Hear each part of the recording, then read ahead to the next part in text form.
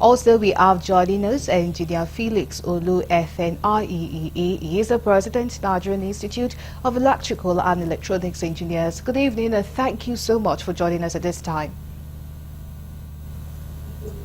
Good evening, and thank you for having me. All right, so do you think with the former president former President Muhammadu Buhari and Olusegun Obasanjo testified in this particular case, do you think any significant progress might be made?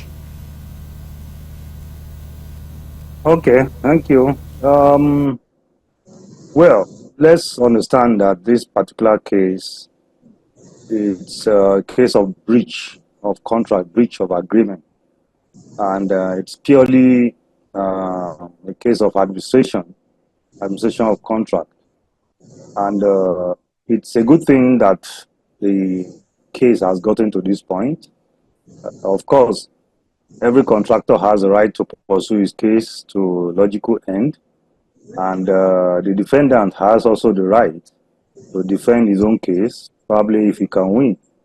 So it's a good thing that it has gotten to this point. Like the guests that just spoke said, everyone must know that you have to be accountable for whatever you do.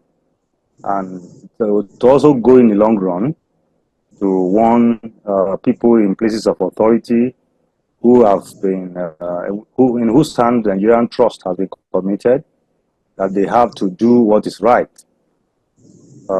If you forget that when you are in power or when you are in a place of authority, that power is not absolute, all power belongs to God, and in a democratic environment, actually the power belongs to the people at the long run.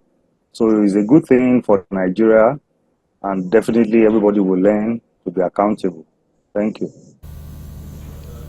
Okay, all right. So what are the likely significance or implications you think this case will have on Nigeria's power sector going forward?